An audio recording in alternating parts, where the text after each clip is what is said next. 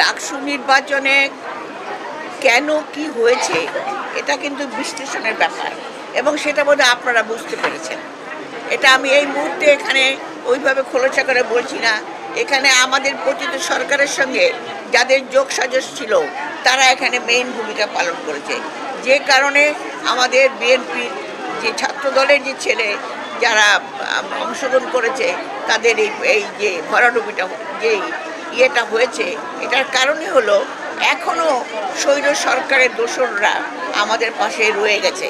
কাজে আমরা এই ডাকসু নির্বাচন একদিকে যেমন আমরা কিছুটা আশাহত হয়েছে, আরেকদিকে এটা আমাদেরকে একটা সংকেত দিল, যে সংকেতটা হলো আমরা সাবধান হয়ে গেলাম, আমাদেরকে কাজ করতে হবে, আমাদেরকে সচেতন হতে হবে, এবং যে দোসরদের নিয়ে কাজ করছে, যারা পতিত সরকারের সঙ্গে অতীতে যারা শুধুমাত্র নিজেদের অস্তিত্ব বজায় রাখার জন্য কোনো রকম সংগ্রামে ছিল না, তারা আজকে যে খেলটা খেলছে সেই খেলাটা কিন্তু আজকে ধরা পড়ে গেছে। কাজেই এখন আমাদের জন্য অনেক সহজ হলো, বুঝতে সহজ হলো কারা এবং কিসের জন্য, কে এই দেশকে ধ্বংস করার জন্য কারা এখনও খেলা খেলছে। কাজে বিএনপি সচেতন, বিএনপি বুঝতে পারছে, বিএনপি সবই করতে।